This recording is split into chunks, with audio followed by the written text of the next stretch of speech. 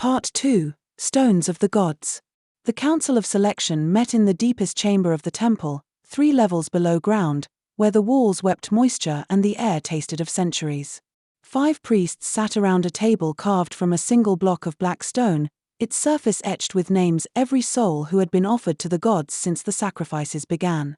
The chamber had no windows. Light came from oil lamps that burned with an unnatural steadiness, their flames never flickering despite the drafts that somehow always moved through the room. In this light, the priests' faces looked like masks carved from wax, their eyes deep shadows that might have been empty sockets. High Priest Matthias presided, his fingers tracing the newest names on the stone. 23 in the last month alone. The gods' hunger was growing. We need 3 this week. The signs are clear. The crows flew in a triple circle yesterday. 3 sacrifices, or the plague returns. Brother Felix, youngest of the council at 38, consulted the lists. These were the true power of the temple now, detailed records of every citizen, updated weekly by a network of informants. Who worked, who shirked, who attended temple, who made excuses, who contributed to the community, who consumed more than they produced. The Garrett family. Father drinks, mother bears no more children, eldest son caught stealing bread. Too many. 3 from one family weakens the bloodline. We need diversity in our offerings. The gods appreciate variety. Like a feast with different courses. The comparison to food might have been disturbing from anyone else, but from Paul, who oversaw the temple's considerable wealth, it was merely typical. He saw everything in terms of consumption and value. Individual selections then.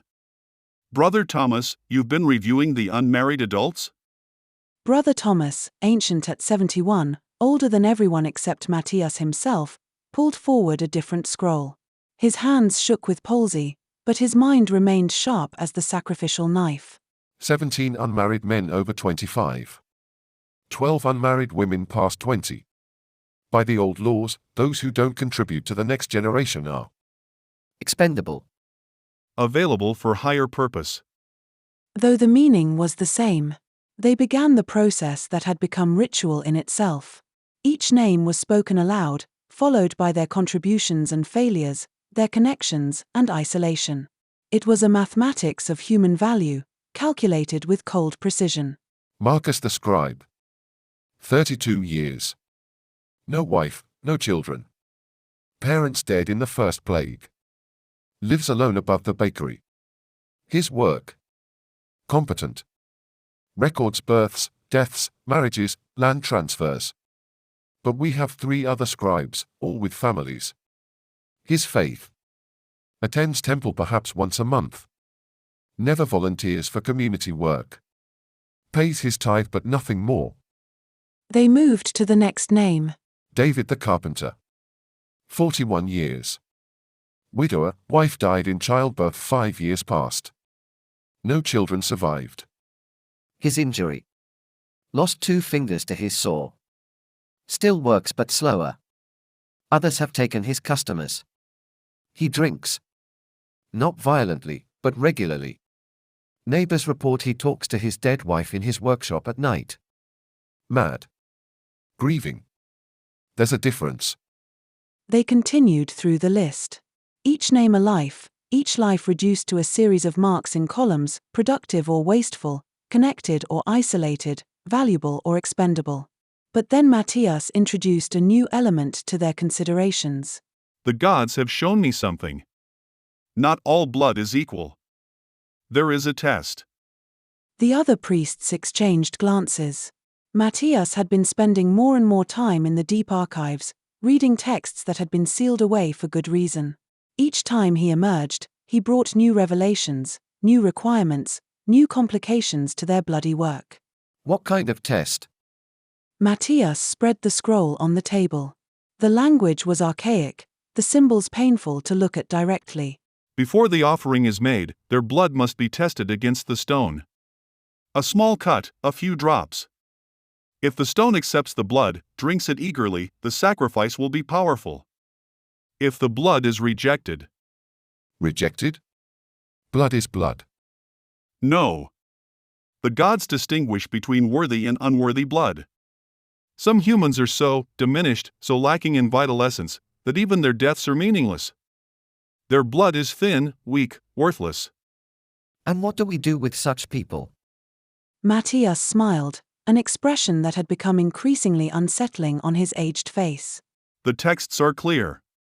Those rejected by the stone are cast out, exiled to the wasteland. They are marked as beneath sacrifice, below even death's dignity. They become non-persons, erased from all records, forbidden from returning on pain of, well, they cannot be sacrificed, so I suppose on pain of eternal torment. The chamber fell silent. Even these priests, who had orchestrated dozens of deaths, felt a chill at this new development. To be rejected by death itself seemed a fate worse than any they had imagined. We test all potential offerings. Those whose blood the stone accepts proceed to sacrifice. Those it rejects, they walk into the desert and cease to exist. The selection process continued with this new element adding another layer of complexity. They needed 3 sacrifices, but how many would they need to test to find 3 acceptable offerings? They selected 7 names for testing. The first was a woman named Sarah, a weaver whose hands had been twisted by years of work. Her blood, when dripped upon the stone, sizzled and steamed. Accepted.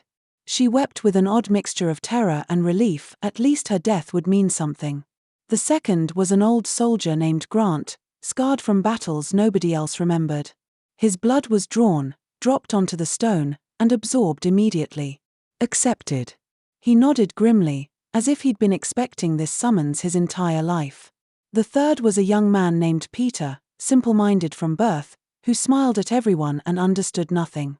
His blood pooled on the stone, thick and red and utterly rejected. He didn't understand what this meant, still smiling as they marked his forehead with the symbol of rejection and led him away. The fourth was Marcus the scribe. They brought him to the testing chamber on a Thursday morning. He had been working on copying a merchant's contract when the temple guards arrived. He set down his quill carefully, precisely, as if he might return to finish the work. But he knew better. Everyone knew what a temple summons meant. Marcus was a thin man, all angles and sharp edges, as if life had worn away anything soft or superfluous. His fingers were permanently stained with ink, his back curved from years hunched over documents. He had lived his entire adult life in a single room, surrounded by books and papers, finding more companionship in written words than spoken ones. He had no illusions about why he'd been chosen. An unmarried scribe approaching middle age, no family, no close friends, contributing nothing beyond his basic function. He was textbook expendable. The testing chamber was small, windowless, lit by candles that smelled of rendered fat. The altar stone sat in the center, not the grand one in the temple square, but a smaller version, its surface still stained dark with the blood of previous tests. Your hand. Marcus extended his palm. His hand was steady. Years of precise writing had given him excellent control. The cut was quick, shallow. Blood welled up, darker than expected in the candlelight. 7 drops fell onto the stone. Nothing. The blood sat there, cooling, congealing, rejected. Matthias frowned, cut deeper, squeezed more blood from the wound. Still nothing. Impossible. He grabbed Marcus's other hand, slashed the palm, pressed it against the stone. The altar remained cold, unresponsive. The blood pooled and clotted, refused. Marcus felt something shift in his chest. Not relief, he had been prepared to die. Not fear, what could be worse than death. But something else. Shame. Deep, burning shame. He was so worthless that even the gods didn't want his blood. So insignificant that death itself rejected him. Take him to the holding cell. Bring the next one. The 5th candidate was David the carpenter. David had been trying to repair a chair when they came for him. His mangled hand made the work slow, frustrating. He'd been drinking, not drunk, but enough to dull the constant ache in his missing fingers and the deeper ache in his chest. He looked at the unfinished chair, ran his good hand along the smooth wood. He'd been making it for his wife, before she died. Had kept making it after, as if completing it might somehow bring her back. Now it would never be finished. The guards let him bring his carving, a small bird he'd been working on, trying to capture the moment of flight, of freedom. They saw no harm in it. David was a big man gone to seed. Once strong from years of working wood, now soft from drink and grief. His beard was unkempt, his clothes stained with sawdust and spilled wine. He looked like what he was, a man who had given up on life but hadn't quite figured out how to die. In the testing chamber, he didn't wait for the command. He extended his hand, the damaged one with its missing fingers. Let them see what they were getting. The cut was made. The blood dropped. Nothing. Like Marcus before him, his blood was tested again, from different wounds, in different amounts. Every time, the stone rejected it. The altar wanted nothing to do with David's life force. Matthias was nearly frantic now. 2 rejections in a row. This had never happened in the texts. What did it mean? The gods have spoken. These men are beneath sacrifice. Their blood is too thin, too worthless. They pollute the very concept of offering. The 6th candidate, a barren woman named Ruth, was accepted. 3 acceptable sacrifices had been found. But there remained the question of what to do with Marcus and David. Brother Paul had the answer, practical as always. We cannot keep them. They've been marked for death but rejected by it. Their presence would curse the village. They must be cast out. Into the wasteland. Let the desert decide their fate. And so it was decided. But first, there would be a ceremony. The village needed to understand what had happened, needed to see what became of those so worthless that even death didn't want them. End of Part 1. Part 2. The next morning, the entire population was summoned to the temple square. The 3 accepted sacrifices were displayed on the right side of the altar, dressed in white robes, honored despite their fear. They would die, but their deaths had meaning. Marcus and David were brought out on the left side, and the crowd gasped. They had been stripped to simple cloth tunics. Their foreheads bore a brand, the symbol of rejection, burned into the skin while still hot from the temple fire. The mark was complex, ugly, a sigil that hurt to look at directly. It meant beneath sacrifice, rejected by gods and men, living corpse. Matthias addressed the crowd, his voice carrying across the silent square. Behold the chosen and the rejected. 3 will honor us with their blood, their sacrifice will bring rain and relief. But these two were tested and found wanting. Their blood is so weak, so corrupted, that the altar itself refuses it. They are beneath death, unworthy even of sacrifice. The crowd murmured. This was new, unprecedented. What could be worse than death? They will be cast into the eastern wasteland. They will walk into the desert with nothing, no water, no food, no shoes, no hope. They are no longer citizens of Corvara. They are no longer human. They are nothing. The humiliation was absolute. Marcus kept his eyes down, unable to bear the looks of disgust and relief from people he had known his entire life. He had recorded their marriages, their children's births. Now they looked at him like he was diseased. David stared straight ahead, focusing on nothing. He had thought he would join his wife in death. Now he was denied even that. He would die alone in the desert, unmourned, unremembered, erased. But the ceremony wasn't over. The accepted sacrifices were brought forward first. The ritual was performed with extra pageantry, as if to emphasize the contrast. Sarah the weaver died with dignity, her blood drunk greedily by the stone. Grant the soldier met his end like a final battle, stoic and brave. Ruth the barren woman whispered a prayer as the knife found her throat. The crowd cheered each death. The blood was acceptable. The gods were pleased. Rain would come. Then it was time for the casting out. Marcus and David were forced to walk through the crowd. People spat at them. Children threw stones. Someone dumped a chamber pot from a window, covering David in filth. These were people without protection of law or custom now. Anything could be done to them. At the edge of the village, where the cultivated land met the wasteland, the procession stopped. The desert stretched before them, endless and merciless. The sun was at its zenith, the heat already brutal. Walk! Walk and never return. If you attempt to come back, you will be burned alive, the only death permitted for the rejected. Marcus took the first step into the sand. His bare feet immediately burned on the superheated ground. He had no choice but to continue, each step agony. David followed. He still clutched his wooden bird, the only thing they hadn't taken from him. Perhaps because it, like him, was incomplete and worthless. The crowd watched them walk away, two figures growing smaller in the vast emptiness. Some felt satisfaction, better them than us. Some felt relief, we are valued enough to die properly. A few, very few, felt a twinge of unease. What kind of world had they created where being killed was an honor and living was a curse? Marcus and David didn't speak as they walked.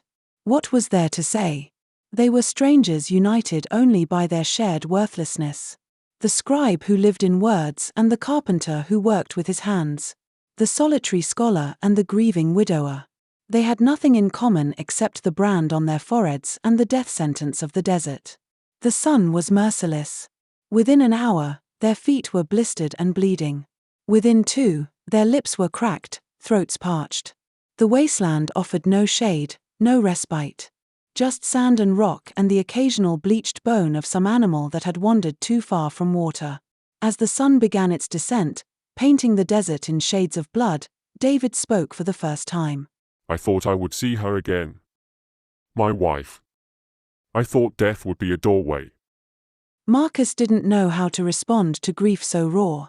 He had never loved anyone enough to mourn them. Perhaps this is just a different path to the same destination. David laughed, a sound like grinding sand. No. This is nowhere. We're walking into nothing. They continued until they couldn't. As darkness fell, they collapsed in the lee of a large rock, seeking what little shelter it provided. The desert night was cold, stars brittle and distant in the black sky. Why us? What made our blood so worthless?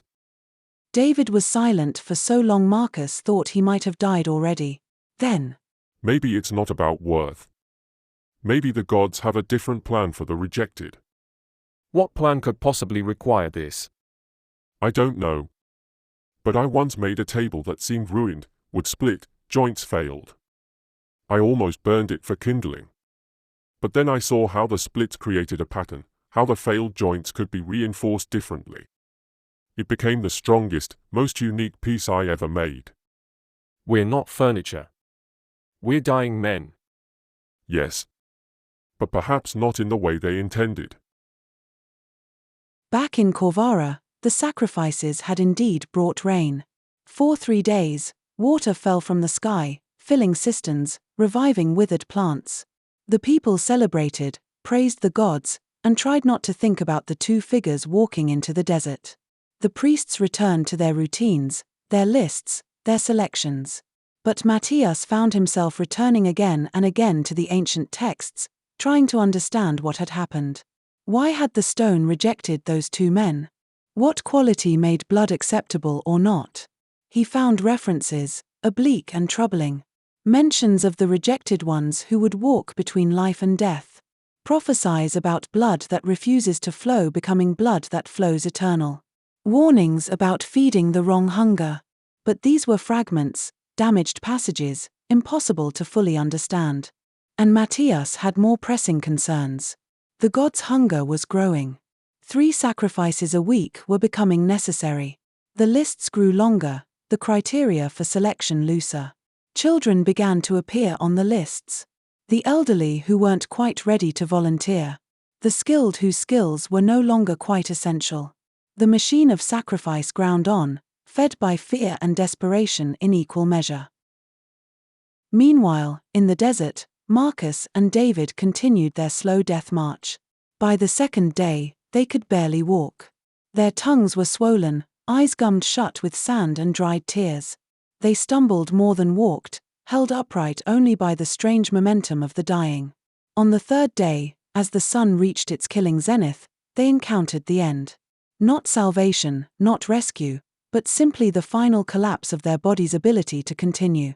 They fell in the minimal shade of a rock formation, 2 twisted pillars of stone that rose from the desert like markers of some ancient grave. This is where we die.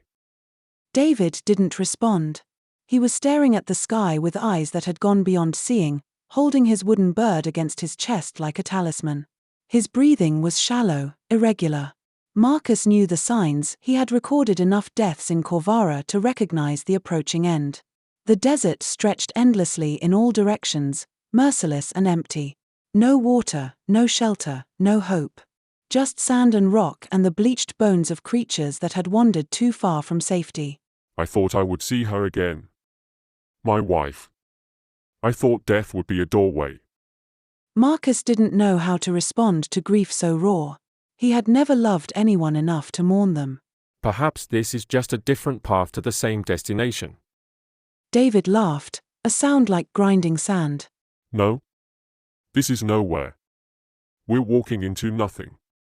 As darkness fell, they lay together beneath the ancient stone pillars, two dying men rejected even by death itself, waiting for whatever came next in the vast emptiness of the wasteland. Above them, stars emerged one by one, cold and distant witnesses to their final hours. The stones of the gods had chosen their sacrifices. But they had also, unknowingly, rejected two men whose transformation would reshape the world in ways no god could have foreseen. But that transformation was still to come. First, there would be one more night of suffering. One more dawn of merciless heat. One more encounter that would change everything. The age of sacrifice continued in the village. But in the wasteland, something else was about to begin. Something ancient, something terrible, something that would prove the priests had been feeding the wrong hunger all along. End of episode 2, Stones of the Gods.